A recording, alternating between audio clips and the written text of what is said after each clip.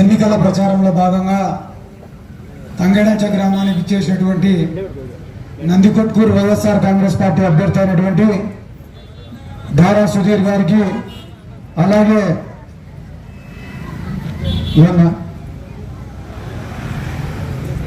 దారా సుధీర్ గారికి, అలాగే ఈరోజు ఈ కార్యక్రమానికి ముఖ్య అతిథులుగా వచ్చేసినటువంటి లభ్యంగ స్వామి గారికి, చంద్రమౌళి గారికి, గ్రామంలో ఉన్న నాయకులైనటువంటి కరుణాకర్ రెడ్డి గారికి, హరికి, దినేష్ గారికి, సురేష్కి, మిగతా పెద్దలకు ఎవరైనా పేర్లు చెప్పకుండా నాకు క్షమించాల్సిందిగా కోరుకుంటూ, వెంకటరామరెడ్డి గారికి గడిచిన 5 రోజులుగా ఎన్నికల ప్రచారంలో భాగంగా మొత్తం నియోజకవర్గం అంతా జరుగుతుందమ్మా. ఈ 5 రోజుల్లోనే దాదాపుగా ఒక 40-50 మీటింగ్లు పెట్టడం జరిగింది. ఆ 40-50 మీటింగ్లు పెట్టిన కారణంగా గొంతుకు ఈ పరిస్థితి వచ్చింది. కాబట్టి ఏదైనా అర్థం కాకుండా ఏదైనా క్షమించాలా, అంతే తప్ప తప్పు అర్థం చేసుకోవద్దని కోరుకుంటున్నా. ఈరోజు తంగెడంచ గ్రామానికి రావడానికి గల ముఖ్యమైన కారణం ఏమంటే, ఎన్నికలకు ఇంకా కేవలం ఒక వారం రోజులు మాత్రమే సమయం ఉంది. కాబట్టి గతంలో చంద్రబాబు నాయుడు గారు చేసిన మోసాలను మీరు మర్చిపోయినారు కాబట్టి ఒకసారి గుర్తు చేయడానికి వచ్చినాం. గడిచిన 5 సంవత్సరాలుగా వైఎస్ జగన్మోహన్ రెడ్డి గారు చేసిన మేలు గురించి చెప్పడానికి వచ్చినాం. అదే రకంగా ఈరోజు రాష్ట్రంలో బీజేపీ వాళ్ళు, టీడీపీ వాళ్ళు, జనసేన వాళ్ళు, కాంగ్రెస్ వాళ్ళు అందరూ ఒక్కటై ఎందుకు జగన్మోహన్ రెడ్డి గారి పైన పోటీకి వచ్చినారనేది మీకు వివరించి చెప్పి ఓట్లు అడగడానికే ఈరోజు ఈ తంగెడంచ గ్రామానికి రావడం జరిగింది. జగన్మోహన్ రెడ్డి గారు ముఖ్యమంత్రి అయిన తర్వాత, ముఖ్యమంత్రి అయిన రోజు నుంచి ఈ రోజుటి వరకు ఈ తంగెడంచ గ్రామానికి దాదాపుగా 18 కోట్ల రూపాయలు సంక్షేమం రూపకంలో ప్రజల అకౌంట్లలో వేయడం జరిగింది. ఎంతమ్మా? 18 కోట్ల రూపాయలు. మీరందరూ అడగచ్చు, ఆయన ముఖ్యమంత్రి కాబట్టి ఇచ్చినారు, ఏం దాంట్లో గొప్ప ఏముంది అని మీరు అడగచ్చు. కానీ గతంలో చాలా మంది ముఖ్యమంత్రులు ఉన్నారు. చంద్రబాబు నాయుడు గారు 1 రోజు కాదు, 2 రోజులు కాదు, సంవత్సరం కాదు, 2 ఏళ్ళు కాదు, ఎన్నేళ్ళు ముఖ్యమంత్రి ఉన్నాడు? 14 సంవత్సరాలు ముఖ్యమంత్రి ఉన్నాడమ్మా. 14 సంవత్సరాలు ముఖ్యమంత్రి కూడా చంద్రబాబు నాయుడికి రైతుల రుణాలు మాఫీ చేయాలనే ఆలోచన రాలే, మహిళలకు డ్వాక్రా రుణాలు మాఫీ చేయాలనే ఆలోచన రాలే, ఇంటికి ఒక ఉద్యోగం ఇస్తా అని చెప్పి మోసం చేశాడు. ఆడపిల్లలకైతే ఎవరైనా ఆడబిడ్డ పుడితే ఆ ఆడబిడ్డ పేరు పైన 30,000 రూపాయలు వేస్తా అని చెప్పి మోసం చేసినాడు. ఇట్లా రాష్ట్ర ప్రజలందరినీ మోసం చేసిన చంద్రబాబు నాయుడు గారికి ఈరోజు మళ్ళా మీ ముందుకు వచ్చి ఓట్లు అడిగేదానికి ముఖం లేదు. ముఖం లేక మళ్ళా కొత్త పాచిక వేసినాడు. ఏమో తెలుసా పాచిక?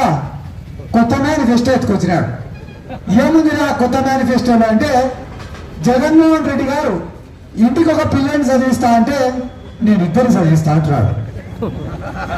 జగన్మోహన్ రెడ్డి గారు 3,000 రూపాయలు పెన్షన్ ఇస్తా అంటే నేను 4,000 రూపాయలు ఇస్తా అంటున్నాడు. జగన్మోహన్ రెడ్డి గారు పంట పెట్టుబడికి 13,800 రూపాయలు సాయం చేస్తా అంటే నేను 20,000 రూపాయలు సాయం చేస్తా అంటున్నాడు. చేయూత పథకం పెట్టి 45 సంవత్సరాలు దాటిన మహిళలకు 18,500 రూపాయలు జగన్మోహన్ రెడ్డి గారు ఇస్తుంటే, చంద్రబాబు నాయుడు ఈరోజు 18,000 దాటిన ప్రతి మహిళకు ప్రతి నెల 1,500 రూపాయలు ఇస్తా అంటున్నాడు. అంటే జగన్మోహన్ రెడ్డి గారు పని చేసేటప్పుడు ఏం చెప్పినాడో తెలుసా అమ్మాయి? చంద్రబాబు నాయుడు రాష్ట్రం అప్పుల పాలైపోతుంది, డబ్బులన్నీ కూడా పేద ప్రజలకు పంచి పెడుతున్నాడు అన్నాడు. మళ్ళీ అవే పథకాలు ఈయన ఇస్తే రాష్ట్రం ఏమన్నా అమెరికా అవుతుందా? అప్పులు కావా? అంటే మళ్ళా ఒకసారి ఈ రాష్ట్ర ప్రజలందరినీ మోసం చేసేదానికి సిద్ధపడినాడు ఈ నారా చంద్రబాబు నాయుడు. నిన్న టీడీపీ వాళ్ళందరూ అడిగినారంట చంద్రబాబు నాయుడు. ఏమని అడిగినారు? సార్ మేనిఫెస్టో చూపించి ఇన్ని అబద్ధాలా సార్ చెప్పేది, ఇన్ని చూటాలా సార్ చెప్పేది అంటే, దానికి చంద్రబాబు నాయుడు ఏం చెప్పినాడో తెలుసమ్మా? ఒరే, నిజాయితీగా అప్పు కట్టడానికి ఎవరు డబ్బులు ఇవ్వరా? అప్పు కడతామని ఎగ్గొట్టడానికే డబ్బులు ఇస్తారు. కాబట్టి మనం జనాలకు ఆశ పెట్టాలా, ఆశ పెట్టి నమ్మించాలా. ఒక్కసారి నమ్మి ఓటేస్తే గొంతుగా అలాంటి ఆనంది చంద్రబాబు నాయుడు. కాబట్టి నా చిన్నతనంలో మీలాంటి పెద్దలు, మా గురువులు, మా తల్లిదండ్రులు మాకు ఒక కథ చెప్పేటోళ్ళు. ఏంటి ఆ కథ అంటే, బంగారు బాతు గుడ్డు కథ. ఏం కథ? బంగారు బాతు గుడ్డు కథ. ఒక మనిషి కాడ ఒక బాతు ఉన్నట. అది రోజుకొక బంగారు గుడ్డు పెడతానంట. ఆ మనిషి ఆ గుడ్డును అమ్ముకొని బాగా సంపాదించుకున్నాడంట. ఒకరోజు కారు కొనుక్కున్నాడంట, ఒకరోజు బంగ్లా కొనుక్కున్నాడంట, ఒకరోజు భార్యకు నగలు కొనిచ్చినాడంట. ఆ మనిషి సంతోషంగా బతుకుతాడంట. ఆ మనిషి సంతోషంగా బ్రతికే చూసి ఓర్సలేక పక్కింటోడు వచ్చినాడంట. మరి నీకు రోజుకు ఒక గుడ్డు ఏం సరిపోతుందిరా, ఆ బాత్రూమ్ కాడ కోసావనుకో దాని పొట్టలో ఉండే గుడ్లన్నీ నీకే కదా అన్నాడంట. ఈ మనిషి ఆశపడ్డాడు. ఆశపడి బాతును కోసాడు. బాతువే, గుడ్డువే, కారువే, దండవే, నగలువే, నగలు వేసుకునే భార్యవే నేను ఆశ ఇచ్చిపెట్టి. అంటే ఆశ అనేది ఏ మనిషికి కూడా మంచిది కాదు. ఎందుకు నేను మీకు అందరికి ఈ మాట చెప్తానంటే జగన్మోహన్ రెడ్డి గారు ఏ రోజు కూడా ఆశ పెట్టి మోసం చేయలేదు. ప్రతి నెల కూడా ఒక పథకం ఇచ్చినాడు. ఒక నెల అమ్మఒడి ఇచ్చినాడు, ఒక నెల ఆసరా ఇచ్చినాడు, ఒక నెల చేయూత ఇచ్చినాడు, ఒక నెల విద్యా దీవెన ఇచ్చినాడు, ఒక నెల వసతి దీవెన ఇచ్చినాడు, రైతు భరోసా ఇచ్చినాడు, లా నేస్తం ఇచ్చినాడు, నేతన్న నేస్తం ఇచ్చినాడు, ఈబీసీ నేస్తం ఇచ్చినాడు, ప్రతి నెల పెన్షన్లు ఇంటికి పంపించినాడు, వాలంటీర్లకు 5,000 రూపాయలు జీతం ఇచ్చినాడు, సచివాలయాల్లో 1,25,000 ఉద్యోగాలు ఇచ్చినాడు, ఇళ్ల పట్టాలు ఇచ్చినాడు, ఇళ్ల నిర్మాణం చేశాడు. ఎవరైనా కూడా ఎస్సీలు ఉంటే దళితులు ఉంటే వాళ్ళ భూముల పైన వాళ్ళకు హక్కులు కనిపించినాడన్నా. ఇవన్నీ కూడా ఎన్ని రోజుల్లో చేశాడు? ఎన్ని రోజుల్లో చేశాడన్నా? కేవలం 3 సంవత్సరాలలో చేశాడు. మిగిలిన 2 సంవత్సరాలు కరోనాకు పోతే ఆ కరోనా కష్టకాలంలో కూడా పేదల అకౌంట్లలో డబ్బులు వేశాడు వైఎస్ జగన్మోహన్ రెడ్డి గారు. చంద్రబాబు నాయుడు అనేటువంటి ఎంత స్వార్థపరుడురా అంటే అవ్వాతాతలకు పెన్షన్లు ఇచ్చేదానికి వాలంటీర్లు పోతుంటే వాలంటీర్లను చూస్తుంటే జగన్మోహన్ రెడ్డి గుర్తొస్తున్నాడని వాలంటీర్లు ఉండకూడదని చెప్పి ఎన్నికల కమిషన్ కు లేఖ రాసినాడు. వాలంటీర్లు లేక ఎండకు అవ్వాతాతలు బయటికి రాలేక బయటికి వచ్చిన వాళ్ళకు ఎండోడ కొట్టి దాదాపుగా రాష్ట్ర వ్యాప్తంగా 300 నుంచి 400 మంది అవ్వాతాతలు చనిపోయినారు. నిన్ననే పోయి అడిగినా, నేను కూడా ఒక మాట అడిగిన చంద్రబాబు నాయుడిని, వాలంటీర్లను చూస్తే జగన్మోహన్ రెడ్డి గుర్తొస్తానంటున్నావు కదా, నేను ఒక మాట అడుగుతా చెప్పు చంద్రబాబు నాయుడు. రేపు గ్రామంలో ఎవరైనా ఓటేద్దామని చెప్పి ఇంట్లో నుంచి బయటికి అడుగు పెడితే ఫస్ట్ సచివాలయం కనిపిస్తుంది. సచివాలయాన్ని చూస్తే గుర్తొచ్చేది ఎవరు?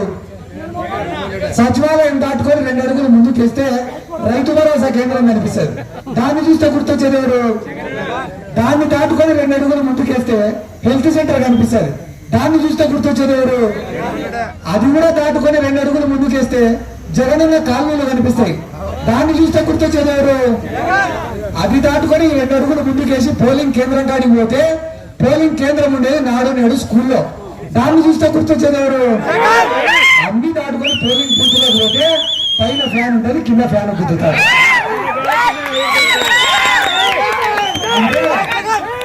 అంటే ప్రజలకు జగన్మోహన్ రెడ్డిని గుర్తుకు రాకుండా చేయడం అది చంద్రబాబు నాయుడు యొక్క కళ, భ్రమ. ఎందుకు మీకు అందరికి ఈ మాట చెప్తానా అంటే చంద్రబాబు నాయుడిని నమ్మద్దని చెప్పి ఇంటింటికి తిరిగి చెప్పాలి మీరు. ఎందుకంటే నేను ఈరోజు మీ ఊరికి వచ్చిన, ఈ కండువా వేసుకొని వచ్చిన. ఈ కండువా పైన ఏం గుర్తుందినా? ఏం గుర్తు? ఏం గుర్తు? ఈ నాయకుడు బొమ్మ ఉంది. ఎవరి నాయకుడు? జగన్మోహన్ రెడ్డి బొమ్మ ఉంది, ఫ్యాన్ గుర్తుంది. రేపు నిన్న రాత్రి వచ్చినటువంటి చీడిపల్లి ఇక్కడికి వచ్చినారు కదా, ఒకడు వచ్చిన వాళ్ళు సక్కలు వచ్చినారా? ఫస్ట్ టీడీపీ కండువా, దానిపైన బీజేపీ కండువా, దానిపైన జనసేన కండువా. దానికి నాయకుడు ఎవడో తెలియదు, దానికి గుర్తుందో ఎవరికి తెలియదు. పొరపాటు వాళ్ళ ఓటేస్తే అమరావతిలో చంద్రబాబు కాడికి పోవాలా, షూటింగ్ చేసుకునే పవన్ కళ్యాణ్ కాడికి పోవాలా, లేకుంటే ఢిల్లీలో ఉంటే మోడీ కాడికి పోవాలా? ఎవరి కాడికి పోవాలమ్మా? ఈ ప్రజాస్వామ్యంలో ఎవరు ఎవరితోనైనా పొత్తు పెట్టుకోవచ్చు. ఈ ప్రజాస్వామ్యంలో ఏ పార్టీ వాళ్ళైనా పొత్తు పెట్టుకోవచ్చు, తప్పులేదు. కానీ చంద్రబాబు నాయుడు ఒకరోజు పొద్దున్నే లేస్తాడు, ఒరే నరేంద్ర మోడీ కన్నా పెద్ద దొంగనా కొడుకెళ్ళాడు అంటాడు. మళ్ళా సాయంత్రం అయితేనే అదే నరేంద్ర మోడీ సంఖ ఎక్కితాడు. మళ్ళా 2వ రోజు వస్తాడు, లే సోనియా గాంధీ పెద్ద దయ్యం రా అంటాడు. మళ్ళా సాయంత్రం అయ్యే లోపల అదే కాంగ్రెస్ వాళ్ళ సంఖ ఎక్కింటాడు. సరే నేను ముగిస్తాము, అజౌడు వచ్చి మళ్ళా మన వేరే గ్రామాలకు కూడా పోయింది, క్షమించాల్సిందిగా.